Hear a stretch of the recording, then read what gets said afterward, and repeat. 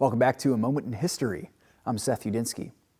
In our march through history, we explore a bold political maneuver from one of the most notorious dictators and mass murderers in world history. On February 2, 1933, German Chancellor Adolf Hitler formally dissolved the German parliament. 3 days earlier, on January 30th, Hitler had been elected Chancellor of Germany. He was also the former leader of the Nazi Party.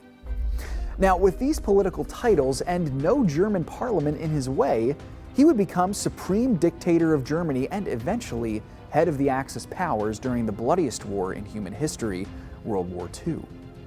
Born in 1889 in Austria, Hitler aspired to be an artist in his childhood, but with minimal success.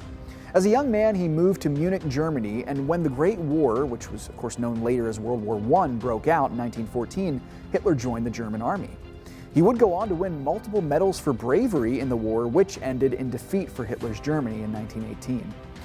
Afterward, he returned to his home country where he joined the German Workers' Party, the predecessor of the Nazi Party.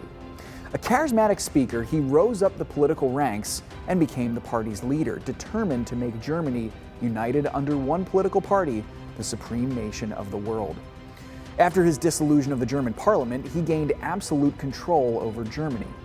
But absolute control over one nation was not enough.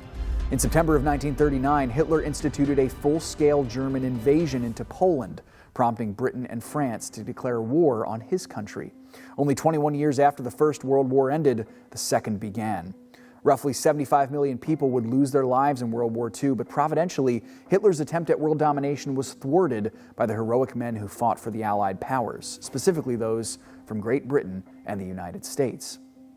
Adolf Hitler, having failed in his quest for domination, committed suicide in his underground headquarters in Berlin a week before the Germans would formally surrender to the Allies in May of 1945. Thanks so much for joining me once again for A Moment in History.